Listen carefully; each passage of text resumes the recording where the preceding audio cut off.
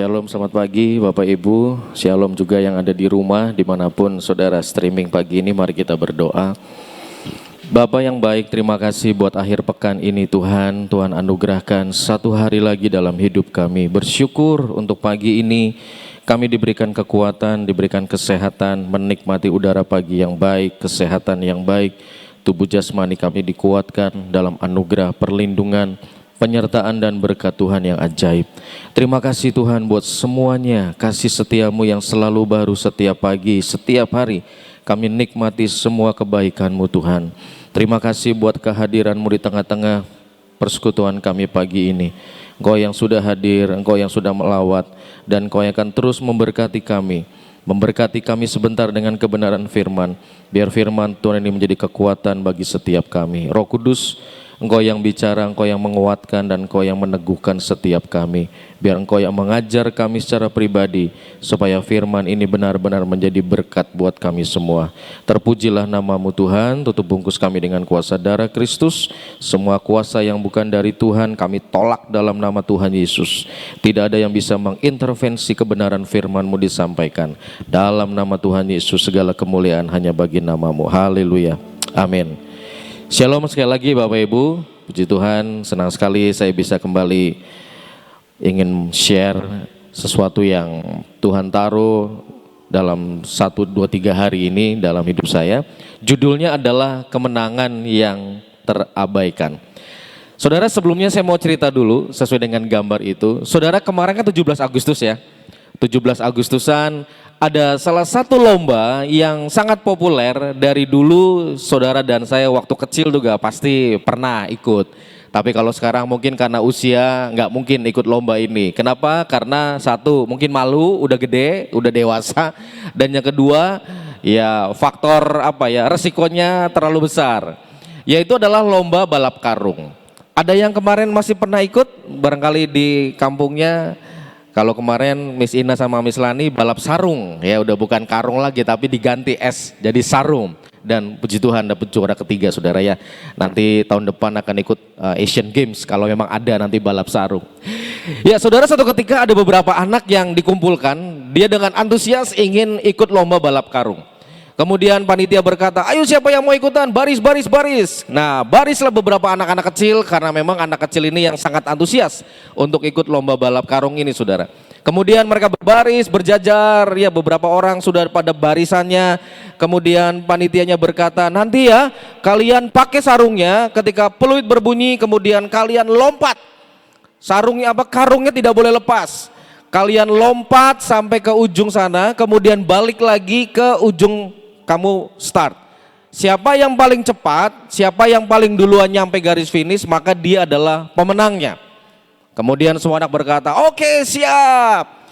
Nah semua anak kemudian berbaris, silakan diambil karungnya satu orang satu. Nah, semua anak sudah mulai pakai sarungnya, saudara udah mulai mikir-mikir, udah mulai menyiapkan strategi bagaimana dia lompat tanpa terjatuh dan lompat dengan cepat sampai ke titik yang di depan, kemudian bolak-balik lagi dan sampai finish jadi juara pertama. Nah ketika semua anak ini saudara mulai menggunakan karung, mulai menyiapkan di line, ada satu anak saudara, ada satu anak setelah dia pakai karung ini, kemudian dia diam dan dia celingak-celinguk saudara. Dia kayak pengen ngomong sesuatu. Dan gestur dari anak ini tertangkap oleh panitia. Kemudian ada satu orang bapak berkata begini, nah kamu sudah siap? Sudah, dari tadi kok kamu kayaknya bingung, kata si bapak ini. Kemudian si anak ini berkata, Pak boleh nggak ya sebelum bertanding saya berdoa, kata anak ini. Wah si bapak ini seneng banget saudara, ada anak kecil pengen tanding balap karung berdoa. Ya kita kalau mau bertanding internasional baru berdoa, tapi kalau balap karung kayaknya nggak ada yang doa kayaknya saudara.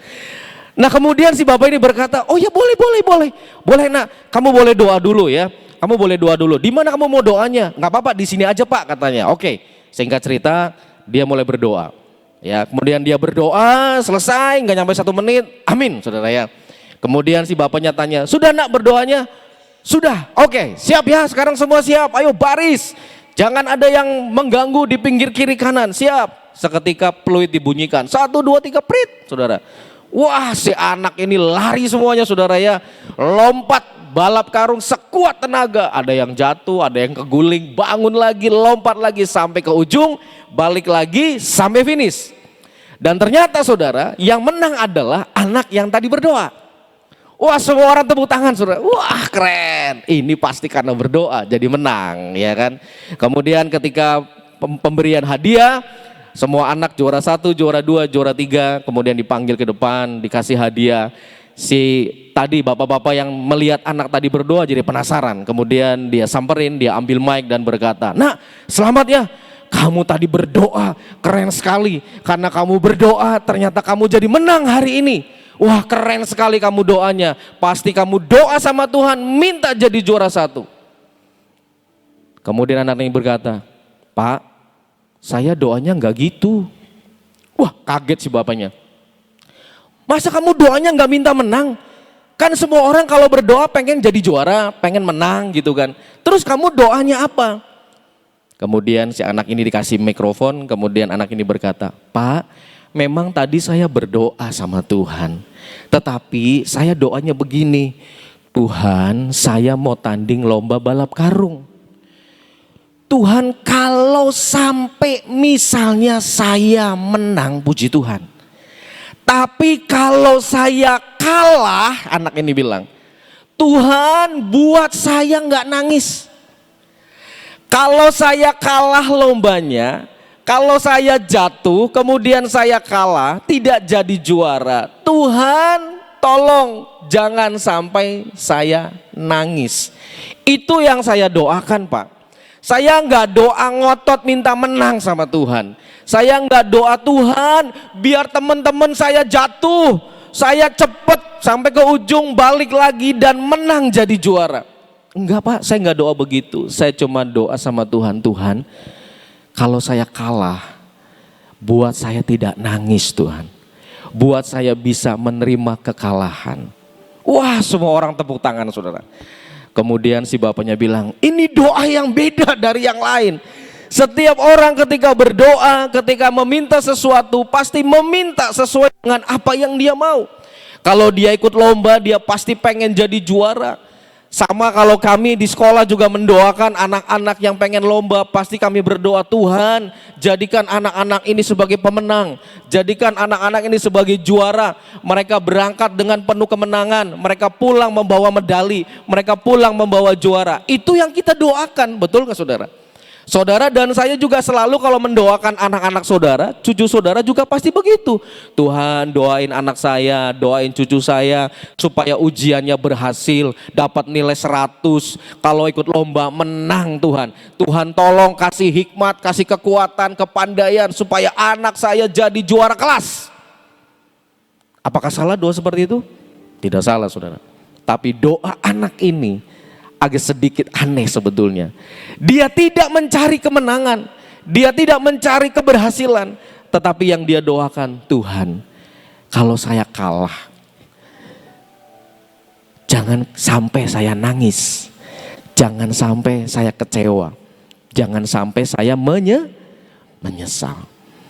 Saudara, ini yang didoakan oleh Daud di dalam Mazmur pasal 23. Mazmur 23 ayat 4 bilang begini, kita akan belajar dari seorang Daud. "Sekalipun aku berjalan dalam lembah kekelaman, aku tidak takut bahaya. Sebab engkau besertaku, gadamu dan tongkatmu itulah yang menghibur aku.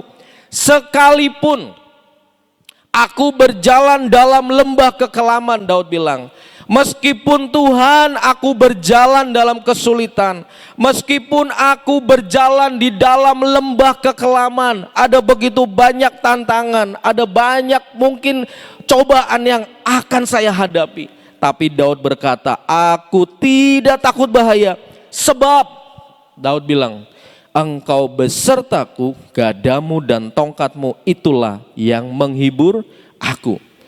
Saudara, Daud tahu persis bahwa Tuhan pasti akan meluputkan dia dari masalah, dari pergumulan, dari tekanan, dari serangan dan sebagainya. Daud tahu betul Tuhan pasti akan memberikan kemenangan.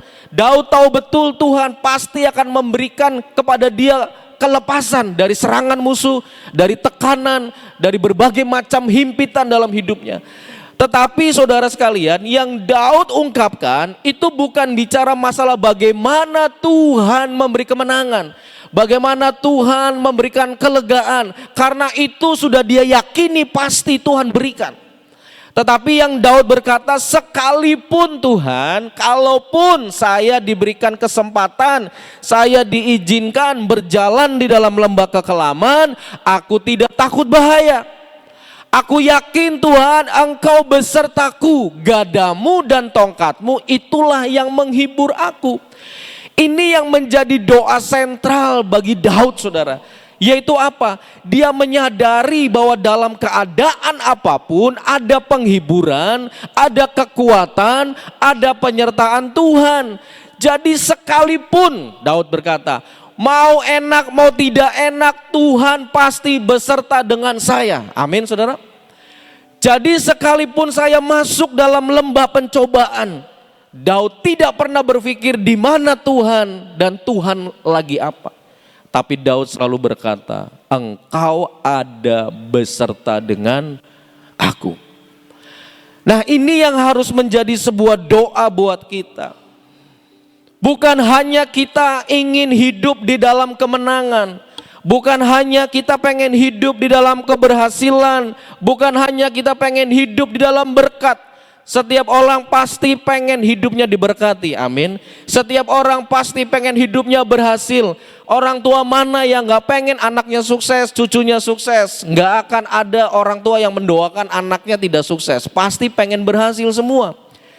Tetapi kalaupun misalnya apa yang kita doakan, kemenangan yang kita harapkan, itu ternyata belum terjadi, dan justru sebaliknya kita ada di dalam lembah, kita ada di dalam kekalahan, kita ada di dalam kegagalan, apakah kita tetap bisa berkata seperti Daud bahwa Tuhan tetap beserta dengan saya dan Tuhan yang senantiasa menghibur? Jadi kalau saudara hanya fokusnya kepada sebuah kemenangan, nanti begitu saudara gagal, begitu saudara kalah, saudara ujung-ujungnya sakit hati, saudara kecewa, saudara nggak bisa terima, saudara komplain sama Tuhan, saudara merasa diri saudara nggak berharga, saudara merasa diri saudara nggak mampu. Tapi kalau kita berdoa kepada Tuhan, Tuhan kalau sampai saya menang, saya percaya Tuhan yang memberi. Tapi sekalipun saya harus kalah, misalnya harus kalah, sekalipun aku kalah Tuhan, buat aku nggak nangis Tuhan, buat aku nggak kecewa, karena aku tahu Tuhan tetap ada bersama dengan aku. Ketika saya belajar ini saudara, kemarin beberapa anak mau ikut lomba, jadi saya rubah doanya, Tuhan aku berkati anak-anak ini ikut lomba. Kalau sampai mereka menang itu adalah bonus Tuhan. Tapi kalau sampai mereka harus mengalami kegagalan, buat mereka kuat, buat mereka tidak menyerah, buat mereka tidak putus asa, buat mereka coba lagi dan coba lagi. Jadi saya bilang sama anak-anak, nah do your best ya, apapun hasilnya, jangan pernah kecewa, jangan pernah putus asa, jangan pernah kemudian, nah ngapain lah, kalah lagi, jangan pernah kecewa. Kenapa? Pada titik tertentu nanti pada saatnya Tuhan akan bawa kamu menjadi seorang pemenang. Tapi kalau sekarang misalnya kamu belum berhasil, tetap percaya di dalam kegagalanmu tetap ada Tuhan yang menyertai. Amin saudara. Ketika saudara mengalami masalah dalam hidupmu, kegagalan apapun saudara, jangan selalu bilang begini, kan saya udah doa Tuhan, kan saya udah puasa, masa kalah sih, masa gagal, masa usaha saya berantakan, masa usaha saya ngalamin kemunduran, bangkrut lagi Tuhan. Kok Tuhan tega-tega banget. Tapi kalau saudara belajar seperti Daud, sekalipun Tuhan, aku di lembah kekelaman, tetap Engkau ada bersama dengan aku. Yang aku inginkan, yang aku perlukan adalah kekuatan Tuhan. Bukan masalah kemenangannya, tetapi kekuatan yang dari Tuhan itu yang aku perlu. supaya dalam segala keadaan aku tidak menjadi lemah. Kalau aku menang, aku tidak sombong, tapi kalau aku kalah, aku tidak putus asa. Amin, saudara. Hari-hari ini begitu banyak orang yang ya mungkin karena situasi dan kondisi ya mentalnya nggak kuat, ya mungkin imannya juga nggak kuat. Ketika terjadi goncangan yang begitu luar biasa, apa yang dia ekspektasikan, apa yang dia mimpikan ternyata berubah total, berantakan. Yang mereka idam-idamkan tidak terjadi atau bahkan jauh dari harapan. Mereka mulai berkata, apakah betul ya Tuhan itu menyertai saya? Apakah betul ya Tuhan itu memberkati saya? Kok begini ya? Kok ujungnya begini ya? Kok endingnya begini? Kok yang harus saya hadapi seperti ini? Tapi Daud berkata, sekalipun. Jadi sekalipun artinya bisa baik, bisa juga tidak. Kalau baik, puji Tuhan. Sekalipun harus turun dalam lembah, tetap Tuhan menyertai. Ada tokoh yang kedua, saudara. 2 Korintus pasal yang ke-11. Ada tokoh yang kedua namanya Paulus. Ayat 23 saya baca. Apakah mereka pelayan Kristus? Aku berkata seperti orang gila. Aku lebih lagi. Aku lebih banyak berjeri lelah. Lebih banyak, lebih sering di dalam penjara. Lebih sering, artinya sering di penjara, saudara. Didera di luar batas. Bayangin. Kerap kali dalam bahaya maut. Ayat 24. 5 kali aku disesah orang Yahudi. Setiap kali 40 kurang 1 pukulan. 3 kali aku didera. 1 kali aku dilempari dengan batu. 3 kali mengalami karam kapal. Sehari semalam aku terkatung-katung di tengah laut. Dalam perjalananku aku sering diancam bahaya banjir dan bahaya penyamun. Bahaya dari pihak orang-orang Yahudi dan dari pihak orang-orang bukan Yahudi. Bahaya di kota, bahaya di padang gurun, bahaya di tengah laut, dan bahaya dari pihak saudara-saudara palsu. Aku sangat berjeri lelah dan bekerja berat. Setiap kali aku tidak tidur, aku lapar dan dahaga. Kerap kali aku berpuasa, kedinginan dan tanpa pakaian, dan dengan tidak menyebut banyak hal lagi urusanku sehari-hari, yaitu untuk memelihara semua jemaat. Saudara, saya mau nanya, kalau jadi Paulus ngalamin seperti ini, kalau dia kecewa sama Tuhan, beralasan gak saudara? Beralasan gak? Saudara ngalamin kayak Paulus gak? Wah, kita baru diomongin aja udah marah. Bener gak? Baru digosipin sedikit aja udah marah. Bayangin saudara, ayat 23 sampai ayat 27, 23, 24, 25, 26, 27. 5 ayat isinya penderitaan Paulus. Karam kapal, didera, ya, dicambuk, dipenjara, puasa, terombang-ambing di laut, kepanasan, kedinginan, dikejar-kejar, pengen dibunuh, pengen diapain aja saudara. Itu Paulus saudara. Paulus mengalami begitu banyak tekanan dalam hidupnya. Setelah dia menerima Yesus, setelah dia bertobat, dia menjadi penginjil, bukannya sesuatu yang enak yang dia alami, bukannya sesuatu yang nyaman yang dia alami, tetapi ada begitu banyak tantangan besar, tantangan berat yang dia harus hadapi. Dia ada di dalam bahaya maut. Boleh dikatakan nyawa taruhannya. Nggak enak buat Paulus saudara. Tidak enak buat Paulus menghadapi seperti ini. Kemana-mana dikejar, kemana-mana dia mungkin pengen dibunuh dan sebagainya. Tidak enak buat Paulus. Itu yang Paulus hadapi, kesulitan demi kesulitan, pergumulan demi pergumulan. Dilempar batu, ada penyamun, bahaya banjir, karam kapal berkali-kali, kehujanan, kepanasan, pengen dibunuh. Itu yang Paulus alami saudara. Kalau Paulus mau protes sama Tuhan, dia bisa bilang begini, Tuhan, kenapa ini terjadi? Saya kan sudah melayani, saya lagi nginjil nih Tuhan, saya lagi mencari jiwa. Kenapa sih Tuhan gak teduhkan badai? Kenapa Tuhan tidak membiarkan penyamun itu pergi dari saya? Kan saya sudah berdoa, saya minta penyertaan Tuhan. Kenapa masih diserang juga? Kenapa masih diancam juga? Kenapa masih dipenjara juga? Kenapa masih dipukulin Tuhan berkali-kali? Dicatat sama Paulus sekian kali, sekian kali, sekian kali, sekian kali masuk penjara. Mungkin dia sudah jadi member saudara di penjara. Kenapa? Ditangkap lagi, masukin, bebas lagi, ditangkap lagi, masukin lagi, bebas lagi, ditangkap, masukin lagi saudara. Berkali-kali. Itu yang Paulus alami saudara. Apakah dia tidak mengharapkan kenyamanan? Pasti dia mau nyaman. Apakah dia tidak mengharapkan pelayanan dia mulus? Pasti saya percaya dia pasti berharap pelayanan dia mulus tanpa gangguan. Betul saudara? Kita pun kan sama. Kalau kita pelayanan, kita pengen pelayanan kita baik. Pelayanan kita mulus. Jangan ada gangguan. Jangan ada masalah. Jangan ada bahaya. Jangan ada trouble di tengah jalan. Itu yang kita doakan. Paulus pengen seperti itu saudara. Pengen banget. Tapi apa yang dia alami tidak seperti yang dia bayangkan. Tidak seperti apa yang mungkin dia sudah doakan berkali-kali. Dia berhadapan dengan masalah yang di luar batas. Ayat 23 berkata, lebih sering di dalam penjara, didera di luar batas. Bayangin, didera di luar batas artinya mungkin bahasa sekarang sudah di luar perikemanusiaan saudara. Kerap kali, berkali-kali dalam bahaya maut. Taruhannya nyawa, taruhannya hidup dia.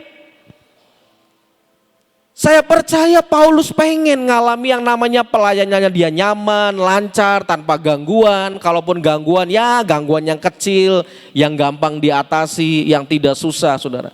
Tapi kalau yang dialami Paulus ini misalnya saudara dan saya alami, kira-kira apa yang saudara akan ungkapkan?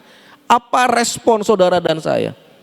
Saya percaya kita bilang, wis metu bae, gak usah pelayanan, resikonya taruhannya nyawa. Badan sudah hancur mungkin saudara.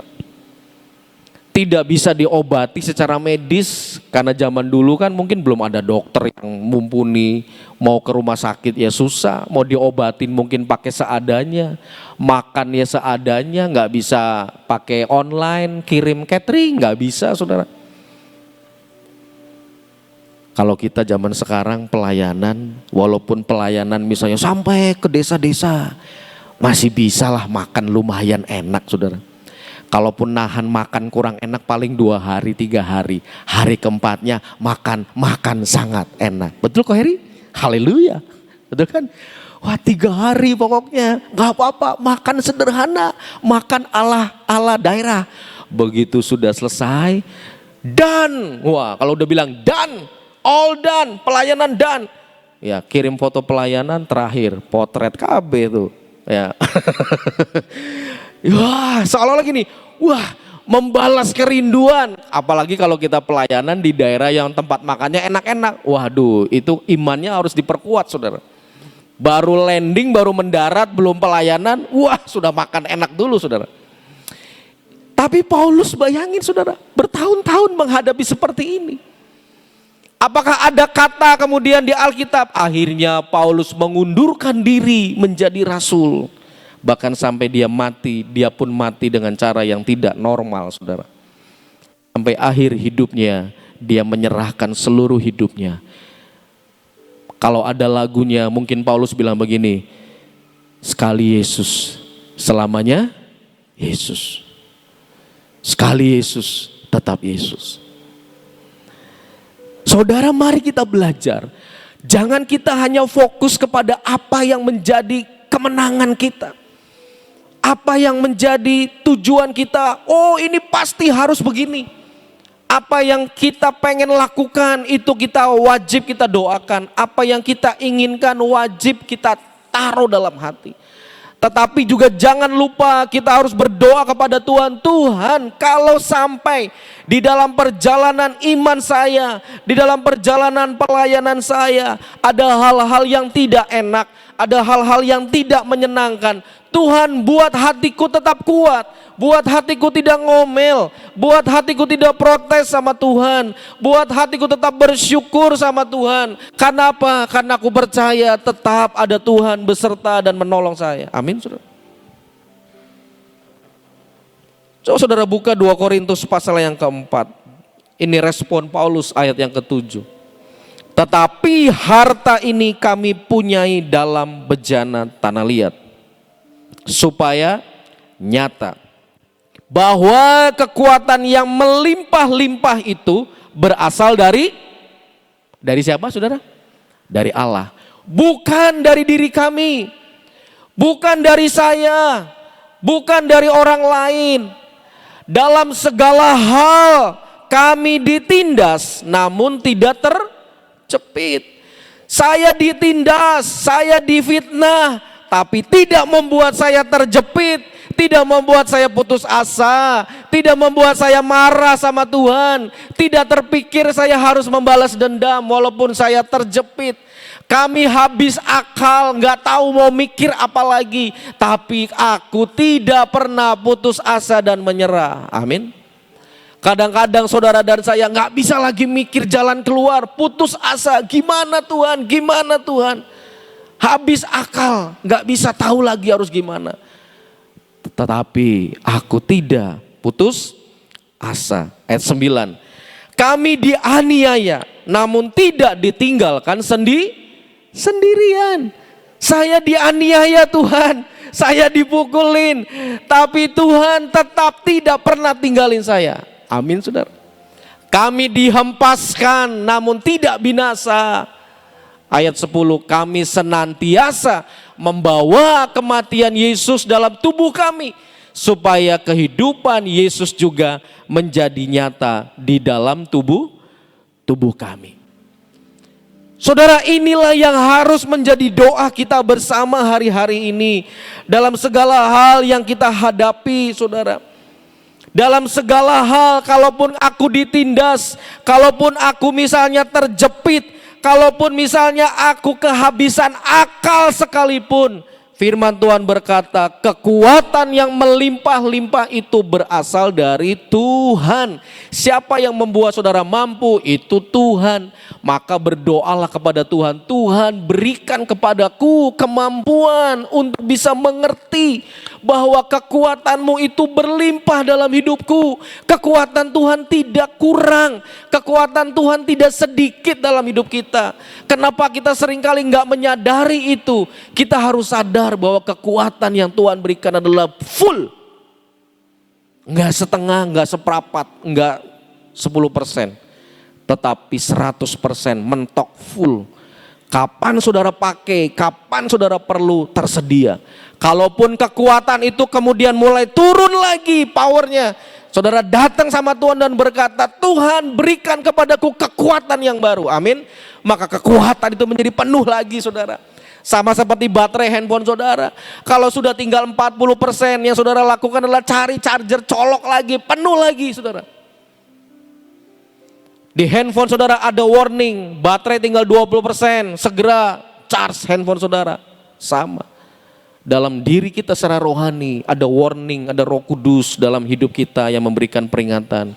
Kalau kekuatanmu sudah mulai melemah, datang lagi sama Tuhan, dicas lagi, colok lagi. Ya, disetrum lagi, kekuatan kita naik lagi. Nanti keluar dari PW hari Senin, Selasa mulai turun lagi, dicas lagi. Ya, pagi nih saudara di tempat ini di charger, cep, ya, terima firman, pujian, penyembahan, full baterainya. Pulang dari PW keluar jam 9, ngurusin anak, ngurusin suami, ngurusin toko, ngurusin kerjaan, ketemu banyak orang, mulai banyak problem, mulai banyak pergumulan, mulai banyak kesulitan terjadi, mulai turun kekuatannya, mulai turun lagi, dicas lagi, saudara. Saudara bisa ngecas di rumah setiap hari. Amin, saudara. Jangan pernah biarkan saudara merasa bahwa kekuatan Tuhan sepertinya tidak ada. Berdoalah seperti anak kecil yang tadi balap karung. Tuhan, kalau saya kalah, jangan sampai saya nangis. Kalaupun saudara mengalami deraan, terpaan, problem, saudara didera, saudara mengalami banyak pergumulan, ketahuilah bahwa kekuatan yang melimpah-limpah itu berasal dari Tuhan, dari Allah, bukan dari diri kami. Artinya apa? Kita nih manusia gak punya kekuatan. Kekuatan kita adalah dari Tuhan. Keep stronger, never give up. Apapun yang harus saudara hadapi, walaupun harus tertatih-tatih, walaupun harus berkeringat, walaupun bahasanya harus berdarah-darah sekalipun, selagi kita masih punya kekuatan, Tuhan berkata, kamu masih bisa nak, kamu masih sanggup. Minggu yang lalu kan saya kasih ayat, pencobaan yang kamu hadapi adalah pencobaan yang lazim. Amin. 1 Korintus 10 ayat 13. Pencobaan yang lazim itu adalah pencobaan yang biasa, tidak aneh-aneh. Dan Tuhan berkata, kamu pasti bisa menanggungnya, kamu pasti bisa menghadapinya, kamu pasti bisa keluar dari itu. Kenapa? Karena aku sudah kasih kekuatan, aku sudah kasih kekuatanku, aku sudah kasih tongkat dan gadaku yang menghibur kamu, yang membimbing kamu, yang nemenin kamu walaupun kamu ada di lembah kekelaman sekalipun. Hari ini saya berdoa buat kita semua. Mari belajar seperti Daud. Sekalipun aku berjalan dalam lembah kekelaman, aku tidak takut Tuhan. Karena ada gada dan tongkat Tuhan yang menjadi kekuatan dan penghibur. Mari belajar. Kalau saudara mengalami seperti Paulus, kalau saudara mengalami banyak terpaan, banyak godaan, banyak tekanan dalam hidup, percayalah bahwa kekuatan yang melimpah-limpah itu, apa yang aku alami, apa yang aku hadapi, kekuatanku tetap dari Tuhan. Kekuatanku tetap Yesus. Sekali Yesus, selamanya Yesus. Dia Jehovah Rafa, dia Jehovah Jireh, dia Jehovah Shalom, dia Tuhan yang besar, dia Tuhan yang ajaib. Jangan pernah menyerah, jangan pernah selalu berdoa minta kemenangan. Gak salah minta menang, tapi juga berdoalah minta sama Tuhan kekuatan. Kalau saudara harus menghadapi kegagalan, minta kekuatan. Kalau saudara misalnya diizinkan Tuhan mengalami lembah kekelaman, selalu percaya dalam lembah sekalipun tetap Tuhan ada. Amin. Dalam bayang-bayang maut sekalipun tetap Tuhan ada. Kenapa Paulus yakin? Karena dia tahu Tuhan tidak pernah meninggalkan. Walaupun dia didera, walaupun dia disiksa, dia tetap bertahan. Dia tetap finish strong sampai akhir hidupnya. Karena dia tahu dia punya Tuhan yang besar, dia punya Tuhan yang hebat, yang sanggup memberikan kekuatan yang sempurna buat kita. Amin. Tundukkan kepala, mari kita berdoa. Ya Tuhan Yesus, pagi ini kami bersyukur. Seringkali dalam pertandingan hidup kami Tuhan, tidak selalu kemenangan yang kami dapat, tidak selalu keberhasilan yang kami peroleh. Terkadang Tuhan izinkan kegagalan, bahkan mungkin sakit, kelemahan, kehancuran, kerugian Tuhan. Tapi Tuhan, pagi ini kami mau belajar kembali memandang kepada Tuhan, bahwa Tuhan selalu memberikan kepada kami kekuatan. Tuhan memberikan kepada kami damai sejahtera untuk kami bisa menghadapi apapun dalam hidup kami. Kami tetap kuat Tuhan, kami tidak menyerah. Tuhan tidak pernah menjanjikan langit selalu biru, tapi Tuhan berjanji selalu memberi kekuatan. Terima kasih Tuhan. Buat kami percaya kepadamu dengan segenap hati, bahwa kekuatan kami yang berlimpah-limpah itu semuanya berasal daripada Tuhan. Terima kasih Tuhan buat pagi ini. Jangan biarkan kami lemah, jangan biarkan kami putus asa terus, tapi kuatkan kami untuk kami tetap bertahan dalam segala keadaan. Tetap kami punya Tuhan yang besar, Tuhan yang hebat, yang senantiasa mengcover hidup kami. Meteraikan firman-Mu Tuhan, supaya ini jadi dan genap buat kami semua. Bapa, pagi ini kami mau bersahati berdoa. Kami berdoa Tuhan, menutup segala celah yang ada di bangsa kami, yang ada di kota kami, di keluarga kami. Semua celah, semua lubang-lubang yang dibuat oleh kuasa kegelapan, kami tolak, kami tutup di dalam nama Tuhan Yesus. Tidak ada celah keretakan, tidak ada perpecahan, tidak ada sakit hati, tidak ada perselisihan, tidak ada adu domba Tuhan. Kami tolak semua di dalam nama Tuhan Yesus. Kami percaya Tuhan ada tudung perlindungan Tuhan atas bangsa kami, atas kota kami, atas hidup dan keluarga kami. Bangsa kami diberkati, kota kami diberkati dengan ajaib. Biarlah lawatan Tuhan terjadi atas kota kami dan bangsa kami. Lawatan terakhir terjadi di kota kami Tuhan, di tempat ini. Jadikan kami sebagai orang-orang yang ambil bagian dalam lawatan Tuhan akhir zaman. Ada open heaven yang terjadi, ada pemulihan pondok Daud yang terjadi, mujizat supranatural terjadi di depan mata kami Tuhan. Dan biarlah kami menjadi saksi dan kami menjadi orang-orang yang terlibat di dalam kegerakan Tuhan atas kota kami. Di dalam nama Tuhan Yesus kami berdoa Tuhan, biar lawatan-Mu terjadi dan terus terjadi Tuhan, sampai Engkau datang yang kedua kali. Unitikan kami Tuhan, seluruh hamba-hamba-Mu, anak-anak-Mu di kota Sion ini, supaya kami jadi satu tim yang kuat. Kami bergandengan tangan menggenapi rencana-Mu sampai destiny Tuhan terjadi atas kota kami, atas bangsa kami. Di dalam nama Tuhan Yesus tidak ada perselisihan, tidak ada perpecahan. Yang ada adalah kekuatan yang Tuhan satukan menjadi kekuatan yang besar untuk menggenapi rencana-Mu. Sampai Engkau datang yang kedua, kami adalah orang-orang yang ambil bagian dalam pergerakan lawatan Tuhan. Terima kasih Tuhan Yesus, terima kasih. Kuatkan kami semua, unitikan kami. Kami tolak semua roh pemecah belah, kami tolak roh tersinggung, kami tolak roh putus asa. Di dalam nama Tuhan Yesus kami patahkan kuasanya. Kami mau bergerak bersama-sama Tuhan, menggenapi setiap rencana-Mu. Terima kasih Tuhan, terima kasih Bapa di surga, terpujilah nama-Mu Tuhan. Saudara, mari kita pengurapan. Di dalam nama Tuhan Yesus Kristus, sebelum kami memulai seluruh kegiatan kami sepanjang hari ini, biar kami mau terima pengurapan yang baru turun buat setiap kami. Pikiran kami diperbaharui, mata kami terus diperbaharui, mata iman kami melihat perkara yang besar yang Kau kerjakan. Telinga kami mendengar apa yang Kau perkatakan. Tegar tengkuk kami dipatahkan di dalam nama Tuhan Yesus. Mulut bibir kami memperkatakan perkataan iman, perkataan berkat, perkataan positif. Tidak ada perkataan negatif keluar dari mulut kami. Hati kami tetap tertuju, terarah kepada Tuhan. Terima kasih Tuhan, tangan kami tangan yang terampil, tangan yang diberkati. Apa yang kami kerjakan berhasil. Kaki kami terus kuat berjalan di dalam segala keadaan, tetap kuat berdiri walaupun badai menghantam hidup kami, walaupun kami harus berjalan di dalam batu-batu yang terjal, tapi ada kekuatan Tuhan yang memampukan kami untuk bisa melewatinya.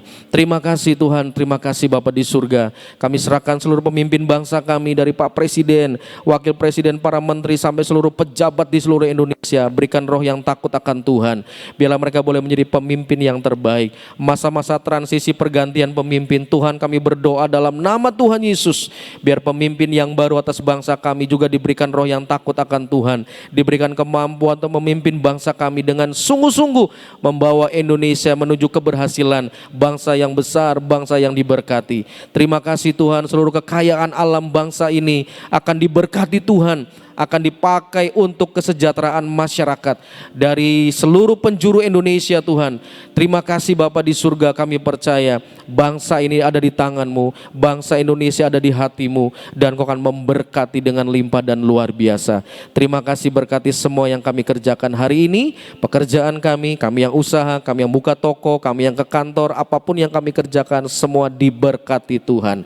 Terpujilah nama-Mu, berkati pelayanan hamba-Mu Ibu Nani, biarlah Tuhan pakai hamba-Mu dalam pelayanannya, dimanapun melayani jadi berkat, membawa lawatan Tuhan, membawa suara Tuhan bagi setiap jemaat yang dilayani. Dan pada waktunya beliau boleh kembali ke kota Sion dan boleh bersama-sama dengan kami melayani kembali di tempat ini. Terpujilah nama-Mu, segala kemuliaan, hormat dan syukur kami kembalikan kepada-Mu. Di dalam nama Bapa, Putra dan Roh Kudus kami serahkan seluruh hidup kami terima berkat yang terbaik. Haleluya. Amin. Selamat pagi, Tuhan Yesus memberkati. Shalom.